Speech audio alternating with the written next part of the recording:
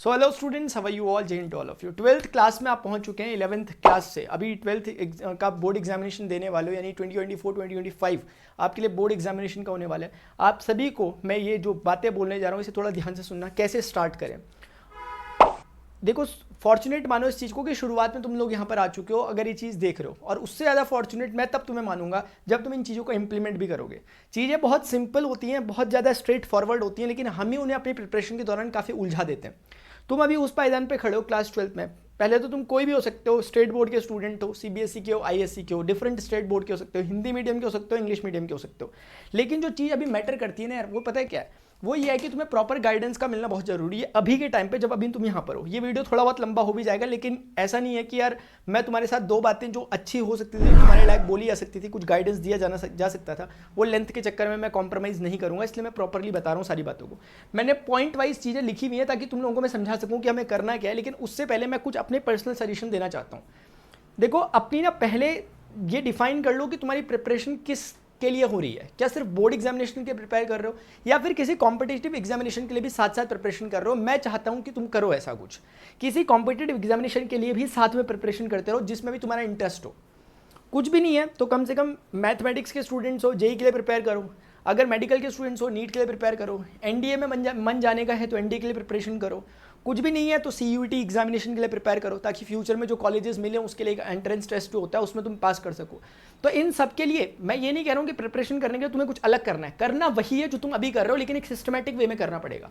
क्योंकि जब board examination के लिए पढ़ने की बारी आती है ना, तो काफ़ी बच्चे फिर एक बहुत लेथार्जी हो जाते हैं, क्योंकि उन्हें पता है कि लास्ट मंथ में पढ़ लेंगे, और लास्ट मंथ में पढ़ लेंगे वो भी क्या कर लेंगे, प्रीवियस क्वेश्चन टाइप के कर लेंगे। अगर यकीन ना हो एक बार फिजिक्स का पेपर उठा के देखना, तुम्हें तो खैर अभी वैसे भी समझ नहीं आएगा, लेकिन एक काम करना, अपने सीनियर से पूछ लेना कि इस बार जो फिजिक्स का पेपर आया वो कैसा आया। अगर मैं सीबीएसई बोर्ड की बात करूँ तो तुम्हें पता लग जाने वाला है। आईआईटी के क्वेश्चन डायरेक्ट पूछे गए हैं उसमें, जो आईआईटी में एडवांस में जो पूछे गए थे। आप समझ रहे हो मेरी बात? एडवांस की बात कर रहा हूँ, जेईई मेंस की नहीं। ऐसे क्वेश्चन तो इस तरह का तो लेवल हो रहा है एग्जाम का। तो इसीलिए मैं ये चाह रहा हूँ कि तुम सिर्फ अभी इसलिए ना पढ़ो कि बोर्ड में हमारे नंबर अच्छे रहे, क्योंकि बोर्ड में अच्छे नंबर ला के भी कुछ नहीं उखाड़ पाओगे। जो मेन इंपॉर्टेंट चीज़ आती है, जो करने वाली चीज़ होगी, वो ये कि तुमने किसी एंट्रेंस एग्जाम को क्रैक किया हो, या तो फिर तुम किसी सीयूटी एग्जामिनेशन वगैरह के थ्रू किसी अच्छे कॉलेज में पहुंच रहे हो। ये काम कर लो। इसीलिए मैं शुरुआत से कुछ पॉइंट बोल रहा हूँ, अभी से ध्यान से देखना। अगर तुम्हारे पास टाइम नहीं है, फ्री नहीं हो और सिर्फ टाइम पास के लिए देख रहे हो, तो वीडियो अभी भी छोड़ के जा सकते हो। क्योंकि अगर सिंसियर नहीं हो यार, तो ये वीडियो तुम्हारे काम का है ही नहीं फिर। क्योंकि इसमें मैं इधर उधर की बातें नहीं करूंगा, तुम्हारे अंदर में कोई मोटिवेशन नहीं जगाने वाला। मैं तुम्हें सिर्फ रियलिटी बता रहा हूँ, और रियलिटी कई बार थोड़ी कड़वी भी हो सकती है। तो बाद में छोड़ने से अच्छा अभी पहले छोड़ दो, लेकिन पहले पॉइंट देखते हैं क्या हमने डिस्कस करने हैं। जो मैं अपने स्टूडेंट को हर बार बोलता हूँ, ये अभी तक का एक्सपीरियंस है। 100 बच्चों को बोलो, 100 बच्चों को बोलो तो 60 बच्चे इसको फॉलो कर पाते हैं, 40 बच्चे फॉलो नहीं करेंगे। समझ में सबकी आता है, लेकिन फॉलो करने वाले बच्चे हमेशा क्या करते हैं, जो क्या करते हैं, प्रोक्रेस्टिनेट करते हैं। उन्होंने आज से पहले भी ऐसे ही किया, उन्होंने 11th में भी ऐसे ही किया। 11th उनकी बर्बाद भी हुई है, लेकिन उसके बावजूद भी वो एक बार पीछे मुड़ के देख नहीं रहे कि हमारी 11th बर्बाद हुई, ऐसे ही 12th भी तो नहीं हो जाएगी, हो जाएगी, हवा भी नहीं लगेगी।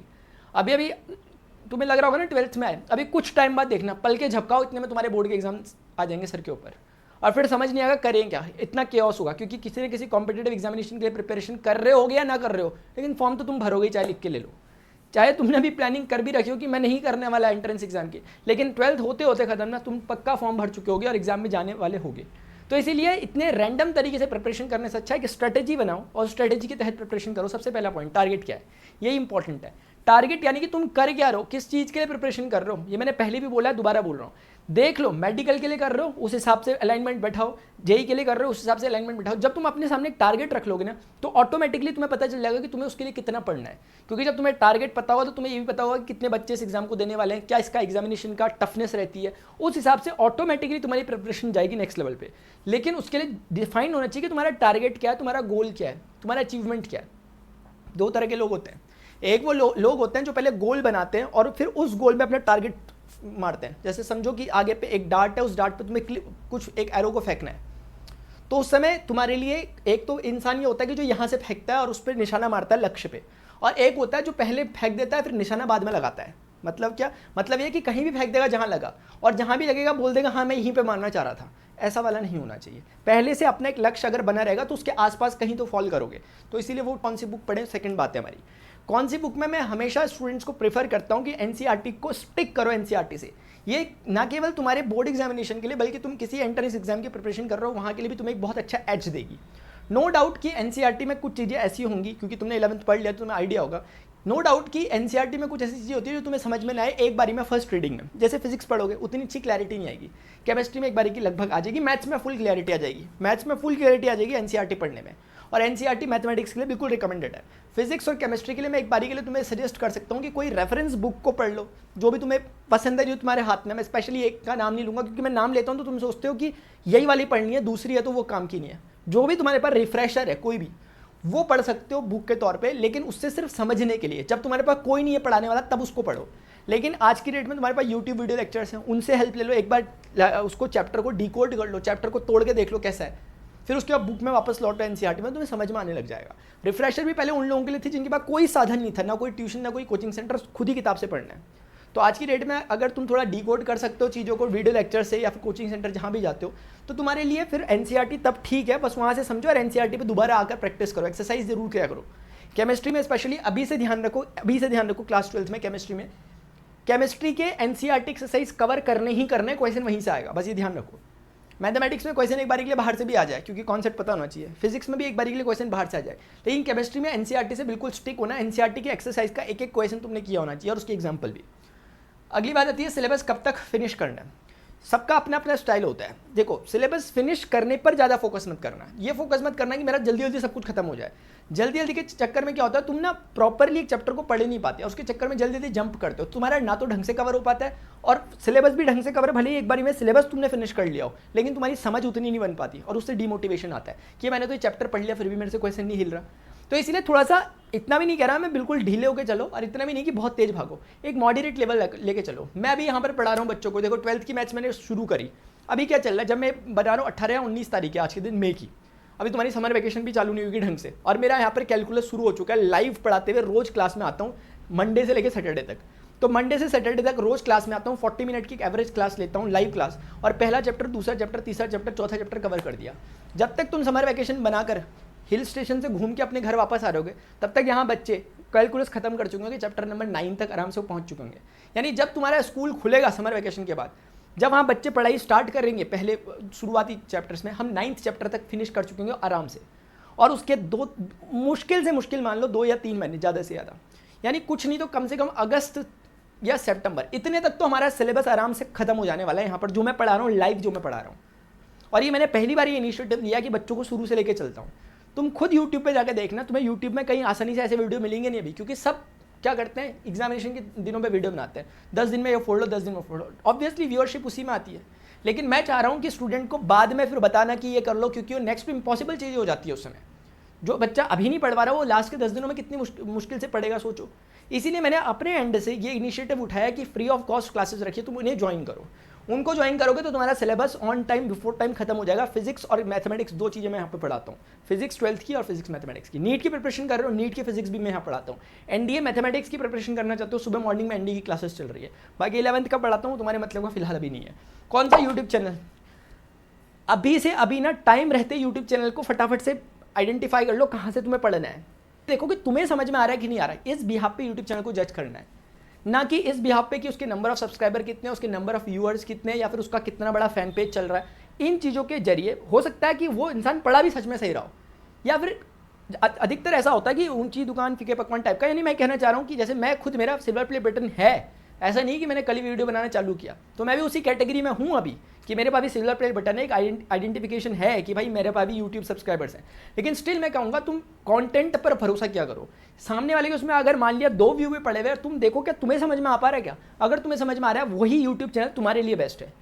क्योंकि देखा देखी में मत चलना कि वो उसको फॉलो कर रहा है तो मैं भी उसको। तुम्हारी ट्यूनिंग किसके साथ बैठ रही है ये देखो ना यार। कोई टीचर बहुत फास्ट पढ़ाते हैं, कोई टीचर बहुत स्लो पढ़ाते हैं, कोई टीचर कॉन्सेप्चुअली पढ़ाते हैं, कोई टीचर ऊपर ऊपर से पढ़ाते हैं। तुम्हारा माइंडसेट किस तरह का है, तुम क्या पढ़ना चाहते हो, तुम किस लेवल में अपने आप को देखना चाहते हो, ये मैच्योरिटी का लेवल अब तक आ जाना चाहिए। तो ये अपने अकॉर्डिंग तुम डिसाइड करोगे कि which YouTube channel will be best for you, वो आप देखोगे। तुम्हारे काम की टिप क्या है। अब इन सब बातों को जो मैंने बताया, इन सब बातों को समराइज करूँ तो सीधी सी बात यह है कि इनको इंप्लीमेंट करना जरूरी है। जब एग्जामिनेशन सर पे होगा ना, 1 महीना या 2 महीना बचा होगा, तब तुम ये वीडियो को याद करोगे, तब तुम्हें याद आएगा यार एक बार ऐसा भी था आज से 8 महीने 10 महीने पहले कि मैंने सोचा था पढ़ूं। क्या ऐसी गलतियां आज से पहले हुई नहीं हमारे साथ? क्या 12th में हम जब पहुंचे 11वीं में 10वीं में 9वीं में 8वीं में हमने यही गलतियां नहीं दोहराई है? तो क्यों हम इस बार दोबारा से उस गलती को दोहराएं? आज तक गलतियाँ की ठीक है, कोई बात नहीं, इंसान गलतियों से ही सीखता है, लेकिन तुम बार बार वही गलती करते रहोगे तो गलत है। अभी तक हम अपनी जो क्लास रूम्स होती है उसकी मैक्सिमम लेवल की क्लास में पहुंच गए 12th क्लास में।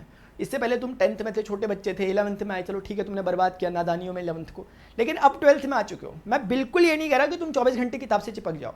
तुम कितने भी बड़े कॉम्पिटिटिव एग्जामिनेशन की प्रिपरेशन कर रहोगे, मुश्किल से मुश्किल 6 से लेकर 8 घंटे की पढ़ाई बहुत है। और अगर तुम अभी इतना नहीं पढ़ते तो ऐसे मत सोचा करो, घड़ी देख के पढ़ाई कभी नहीं की जाती, कभी नहीं की जाती। वो 6 से 8 घंटे ऐसे बोला जा रहा है अगर कोई पूछ ले तो। अदरवाइज क्या होता है, बच्चे के पास, तुम्हारे पास काम क्या क्या है, इसे प्रायोरिटाइज करो सबसे पहले, तुम्हारे पास करने को है क्या क्या, क्योंकि टाइम टेबल उसे बनाना पड़ेगा ना जिसके पास बहुत सारे काम होंगे करने को, कि ये भी करना है, वो भी करना है, मुझे जिम भी जाना है, मुझे फुटबॉल खेलने भी जाना है, क्रिकेट खेलने भी जाना है, मुझे गाना भी सीखना है, मुझे गिटार भी बजाना है, मुझे फिर पढ़ना भी है। तो वो अपने टाइम को टाइम टेबल बनाएगा। अब मोटे मोटे तौर पे देखो कि तुम अदर देन स्टडीज़ क्या क्या करते हो, फिर उसके हिसाब से देखो कि मैं इतने घंटे इसमें दे सकता हूँ, इतने घंटे इसमें दे सकता हूँ, इतने घंटे इसमें दे सकता हूँ। अगर अभी से, मैं ज़्यादा नहीं बोल रहा, सिर्फ 3 से 4 घंटे, कम करना है 2 से 3 घंटे, अगर कंसिस्टेंटली हर एक दिन पढ़ रहे हो और संडे को पूरा ऑफ रखते हो, अगर इस तरीके से भी तुम कर पा रहे हो ना, बेस्ट है, बेस्ट। मैं लाइव क्लासेस की बात कर रहा हूँ, मैथ्स वगैरह फिजिक्स का तुम टेंशन नहीं छोड़ दो, बस क्लासेस में आओ और क्लासेस से जो मैं बता रहा हूँ उसको पढ़ो, नोट्स बनाओ, और सिर्फ आधा घंटा नहीं लगेगा तुम्हें रिवाइज करने में बुक से उस चीज़ को, और वो पक्का होता रहेगा। और एग्जामिनेशन के दिन में तुम्हें इतना मजा आने वाला है कि तुम ऐसे चलते चलते रिवाइज करोगे, तुम्हें मन भी नहीं करेगा, तुम बोलोगे एग्जाम आ रहा है यार, मैंने तो सब पता पढ़ा है मुझे तो।